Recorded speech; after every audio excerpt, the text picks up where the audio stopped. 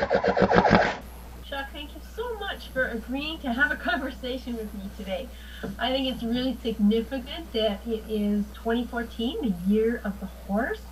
I know people throughout the world have very personal dreams and hopes about this and the way that humanity is evolving in their relationship with horse. So I know you have a very unique method of training and being with horses, and I just, had some questions and wanted to chat with you about it. So thank you.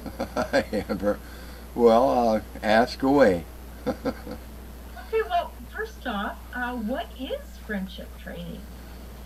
Oh boy. Multifaceted, multi-levels. What is friendship training? Okay. FT is based on common sense and logic, combined with empirical, ethological, and scientific knowledge, and a deep love and appreciation for the horse. It's a philosophy, it's a way of life where we constantly strive to give our horse the best life possible. It's also an opportunity for a horse and a human to share the deepest levels of intimacy possible. I think that's an interesting word to use, intimacy. We hear so much about partnership and connection. Why intimacy? Well, intimacy is sort of all-encompassing. An intimate relationship isn't necessarily sexual or even physical. It can be an interpersonal, emotional relationship. When a horse and a human share this depth of bonding, they literally know each other inside and out. They completely understand each other and are sympathetic to each other's feelings and needs. Their communication and understanding is like a married couple who finish each other's sentences. The respect they hold for each other is the same reverent feeling we have for someone we care very much about. So, an intimate relationship shared by a horse and a human ensures both will experience the greatest degree of safety, peace of mind, and enjoyment in the special time they share together. Oh, that sounds wonderful. Way beyond just simple process. So I know that everyone would surely want that. How is friendship training different from, say, clicker training? Well, I think positive reinforcement is great. The old saying that you catch more flies with honey than you do with vinegar definitely applies to horses, just like it does to humans. They're just as susceptible to kindness rather than threats and intimidation as we are. I believe there's quite a bit of scientific documentation substantiating that positive reinforcement has a much longer lasting effect than punishment also. Perhaps one of the differences is that we use our voice to communicate, to build a bridge language and shape the relationship. That way we can micro-tailor expressing our feelings by simply altering the volume and tone of our voice and our facial expression. Our thinking and time with our horse should be as pure, as in the moment, and unfettered as possible. Any type of tool would interfere with those optimum levels of closeness and intimacy. And two, we have many FT family members who are extremely proficient using clicker training with their horses and other animals, but none of them ever chose to go back to using clicker training with their horses after taking a horse through the FT program. Well, that says something. Then how is the friendship training different from natural horsemanship? Well, perhaps the first difference is our goal and intent. The object of friendship training is nurturing and preserving our horse's spirit, as well as sharing the most intimate relationship we can with them. So, trapping them and forcing them to do something using intimidation or pressure is out of the question. FT uses food to create a motivation and desire to do something without using any kind of aids or tools. Horses are prey animals. Their primary method of survival is flight. Trapping or restricting them where they do not feel free to run at a moment's notice evokes stress hormones, which in turn not only inhibits learning, but also elicits a sort of one-sided forced confrontational relationship. That's why all our teaching and learning is done in an open, completely restriction-free area like a pasture. Freedom of movement, freedom of expression, freedom of choice are absolute essentials. Another difference is proxemics. Proxemics? Yeah, proxemics is the study of spatial requirements of humans and animals. In other words, the distance to others that may make us feel comfortable or uncomfortable depending on who it is and how close or far away they are to us. It's divided into 4 areas called intimate zone, personal zone, social zone, and public zone. The intimate zone is touching to about 18 inches. One of the first things FT wants our horse to learn is that we're overjoyed any time they decide to enter our intimate zone. Combined with rewards instead of intimidation or punishment, it's a defining turning point in the relationship itself.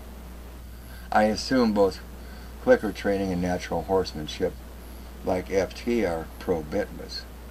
And I think that's great. But FT does things a bit differently by establishing a bitless relationship on the ground before ever mounting up. That way there's no need to use a bitless bridle that creates any type of pressure or discomfort. There are other differences, such as the awareness of the laws of intent, attraction, and appreciation that come into play, as well as the spiritual potential of the horse-human relationship. But the short answer is that holding another sentient being against their will would be counterproductive to sharing a loving, caring, intimate relationship with them. That's incredible. You have just touched on so many levels, and I think all of us want a friend like that. So what are some of the first things that someone using FT would do with their horse? The very first thing they'll do with their horse is nothing. All that's done for the first month or so is sharing time with them in that completely open area like a pasture that I mentioned before. During that time, they also learn more about horses to gain a deeper understanding of their own horse going through the study curriculum. That first area of study has 3 parts. We start with the works of world-renowned equine ethologists because they've devoted a lifetime of studying horses in their natural environment. Why ethologists first? Well, ethologists study horses and animals in their natural environment. When you stop and think about it, all we ever see is our horse in their domestic environment. That gives us a rather one-sided or one-dimensional perception of our horse. So if we really want to understand them, to see the world through their eyes, then we have to learn more about their world and the instinctive needs Mother Nature gave them. Then we can better understand what the repercussions and consequences are for being so alienated from that world. That sounds like a wonderful basis. And the second area of learning? Well, some of us are visual learners, and actually watching horses in their natural environment gives us a deeper understanding and appreciation of their love rather than just reading about it. So the second part is the documentary series of the 17-year life story of a Mustang stallion named Cloud by Ginger Catherines. There is no purer, more unadulterated visual depiction of the horse's natural world on the face of the earth. From those, we learn how important relationships are in their world, and how one special type of relationship has nothing to do with horsemanship, but everything to do with a horse and a human, sharing a truly intimate friendship. Oh, now you've intrigued me. Which relationship is that? Well, ethologists have numerous names for it. Pure attachment, pair bonds, preferred associates are a few. They're commonly called horse buddies or horse pals. In that relationship, herd rank is inconsequential. The specific companionship of each other is all important to them. Of course, the horse knows that we're not another horse. Definitely. Their senses are much keener than ours, so I'm sure they can tell men from women as well. In fact, They can even detect our heartbeat. Look at it this way. If you found yourself in a foreign country where no one spoke English or your native language, and someone walked up to you smiling, shook your hand, and gave you a gentle hug, even if you didn't understand the words, it would be a starting point for a friendship. From then on, it would simply be a matter of building a bridge language that would allow us both to converse with each other. That's why we use our hand and our voice together for building a bridge language. Horses, majority of the horses' communication is body language. So this helps them to associate the word with an action. Oh, wonderful. Wonderful. And the third part of the learning? The third part is where the fun starts. We call them friendship training exercises, or FTXs. And what are they? Oh, they're a series of very simple, very easy to understand, and very easy to do activities with their horse. They're done in the same completely open area like a pasture I mentioned before. We call the area our FT classroom because in the process of teaching our horses these very simple things, we learn not only more about them as individuals, but ourselves as well. Given the opportunity, horses make excellent teachers. Yes, they do. And I've got a feeling they wrote this curriculum. So what else might a student expect to encounter in your training? A life experience unlike anything they could imagine, and a connection with their horse beyond anything they dreamed of. Oh my goodness, now you've got me tearing up. It's a dream of every true horse person. That's incredible, Chuck. I just can't wait to hear more, and I hope that, you just keep putting it out there. So, and I know that many people love, benchmarks in their learning. Is there some kind of certification with your program? Yeah, the initial program is for those who want to help their horse enjoy the best life possible and share that deep connection with them. There's also professional certification for those who want to help other horse owners share that special relationship with their horse. Ah, wonderful. So, what are the qualities that you look for in a student? An open mind and heart, and a deep commitment to give their horse the best life they possibly can. Perfect. Do they have to have a certain level of experience with horses? Not at all. It's actually easier for those with no preconceived notions or beliefs to overcome. Yeah, we do come with baggage, but it sounds like you've got things in place to help us move through that. So, are there special breakthroughs, milestones, I mentioned benchmarks that the student is aiming for as they progress? I think the special breakthroughs they can expect to see is the turnaround, the transformation in their horse as each defensive emotional layer is lifted, and the horse comes to the realization that their human caretaker is truly different and wants their friendship and trust more than anything in the world. Wow, I wish every horse on the planet could feel that. So as far as the human student, what kind of support do you give your students? As much as needed by email, Skype, or phone. In fact, the first month or so, it's strongly suggested that they send in daily reports for support. After that, it's on an as-needed basis. That's incredible that we can get it directly from the horse's mouth, so to speak, or your mouth. But Chuck, I have watched some of your YouTube videos, and I have to say I'm amazed at the connection and the mutual affection that you have with your horses.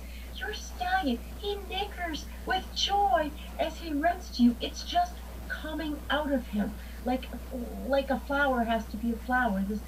He's so full of joy, it just ripples out, and they give you hugs and kisses. And, we all love our horses, but I gotta say, it's rare to see the horses love back.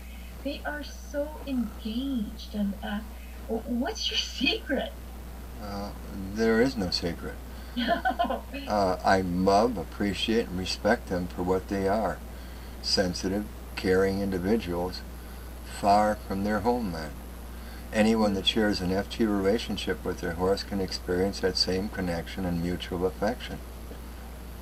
Wow, far from their homeland, and I can relate. I think sometimes we just don't realize what it's like from their end, and I just love that you are their voice. So as a species, humans are beginning to understand and appreciate the inner energy that they bring to the relationship with a horse. So do you recommend like a specific state of being that the human is in? Like for instance, what if we're out of sorts that day? We're anxious or we're angry. Is it okay to go to your horse in that state? Approaching a horse in anger is out of the question. If something's gone wrong in our lives, the horse shouldn't have to pay for it. And being angry with a horse for something we perceived as wrong is even worse. If we control every aspect of the horse's life, how can the horse do something wrong? I mean, it's inconceivable. Right, right. Huh. Lots to think about. So, Chuck, just how did friendship training evolve? I guess it started many years ago with my being one of those dreaded why children. I found answers like, that's the way it's always done, and because only fueled my curiosity even more. And in retrospect, even as a farm kid, I seemed to have a rather weird experiences with animals. Oh, for instance? Uh, as I look back, I'm almost embarrassed to recount some of them publicly. Okay. My earliest experience, I remember as a toddler, and I saw a picture that they took of this. They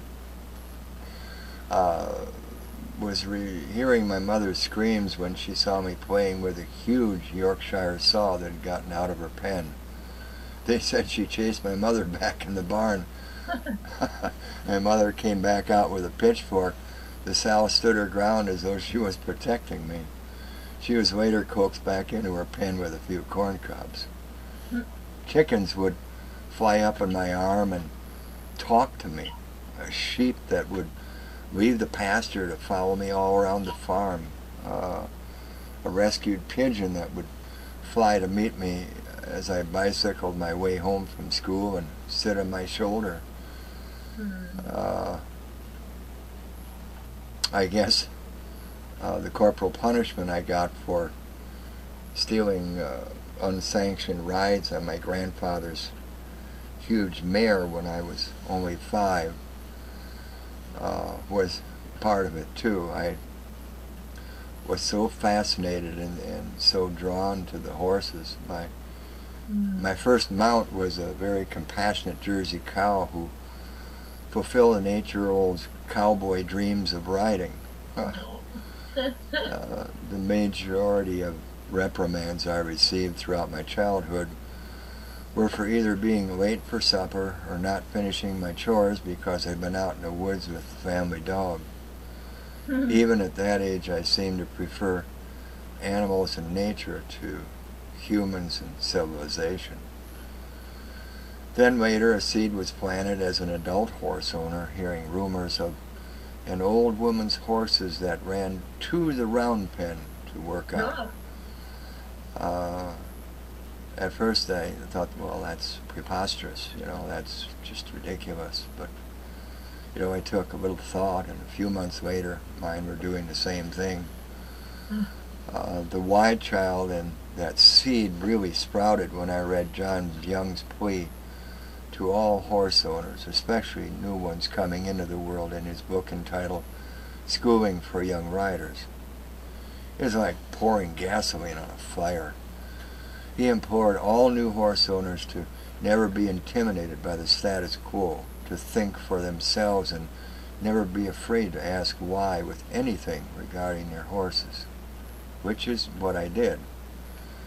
I asked why we still, after 6,000 years of practice, had so many supposed behavioral issues and bad horse problems. After investing thousands and thousands of hours of ethological and scientific study, I found out why. Well, I feel like I'm about to find out why too. Tell me, please. Well, it's because of our present-day commonly accepted practices of management, care, and training that are the actual cause of all those behavioral issues and bad horse problems. Wow, time for a change. Tell me about this. Well, it starts almost at birth with early weaning. Horses are no different than any other animal, including humans, in that they require a balance of nature and nurture. With early weaning, they're never allowed to learn the precepts of their own specific culture. Then later on in life, they're trapped and confronted with dominance-based training methods using entrapment and fear, and are forced to do things they consider suicidal with no regard of how it affects them. Add changeable herd mates and environments, solitary confinement for many. It's like the perfect storm for making horses appear unpredictable and dangerous, when the exact opposite is true, as they're very logical, caring creatures when given the opportunity. Yes. Wow, we really need to do things differently, I'm hearing. So how did the horses teach you what you know today? Well, the horses were trying to teach me all along, but I was blinded by many of the myths of traditional training. Mm. I needed more tangible input from ethological and scientific sources so I could better understand and hear what they were saying and see them better, if that makes sense. Oh, totally. Yes, yes. So the friendship training, this program, does it work for horses with like serious behavioral issues? Definitely. We seem to have run the full spectrum of horses that were emotionally and physically maligned by our present-day management, care, and training. We've seen violently aggressive, untrainable horses become soulmates with their human caretaker. Shy, fearful horses that would bolt to the other side of the pasture at the sight of a human now come running eagerly to their owner.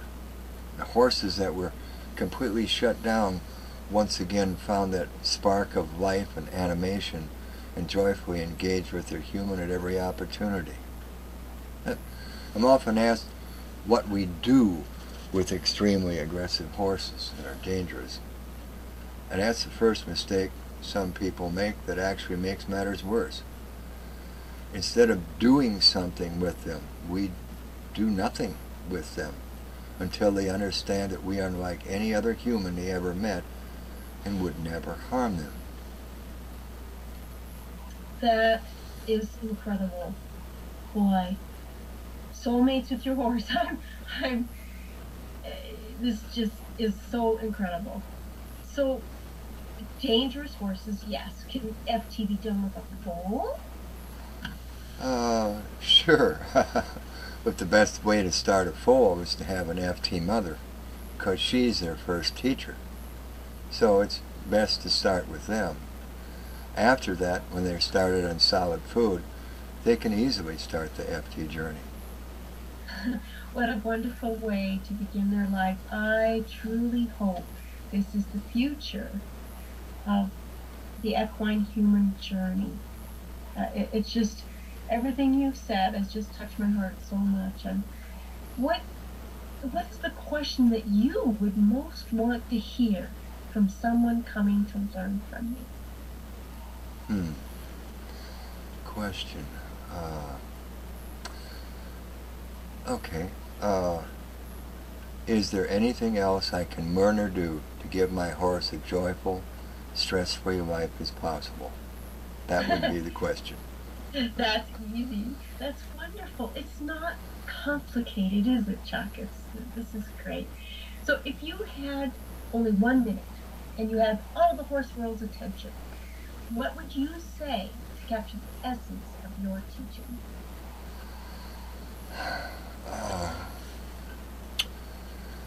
I'd beg them to learn more about the world Mother Nature intended for the horses and how they perceive the domestic world they're trapped in, but to do so only from reputable ethological sources. To never be afraid to challenge the status quo, to never be intimidated by egotistical bullies when they see abusive training methods, and to never stop asking why. To understand that their dream horse has been right in front of them all along, that all they need is a little study and a lot of love to make that dream come true. Their dream horse. Oh, that's wonderful. What do you need or would like to see happen to get your message to as many horse people as possible? Well, all we need is exposure. More and more horse owners are becoming concerned caretakers and want more in their relationship with their horse and to give their horse the best life possible. They need to know that no matter where they are in the world, friendship training is there to help them accomplish that. Wonderful. You know, I would love to do this again, Chuck. I know that we want to keep this short and in a timely fashion. I think you've just given us everything in a nutshell and a lot to think about. And thank you so much. I hope that the people that are listening to this send questions and so that we can have many future topics to talk about. I'd love to see us do this again and again. And I just want to thank you for your lifetime of knowing and to thank you for the horses that have taught you so much. And I'm just thrilled. Thank you, Chuck. Well, you're more than welcome. And Chuck, most importantly, how can someone reach you? My email address is naturalhorse101@aol.com, and the websites are equinefriendship.com and friendshiptraining.org. Wonderful. Thank you so much. I really look forward to doing this again and again in the future as the questions pour in. And thank you in the name of the horse. We are more than welcome.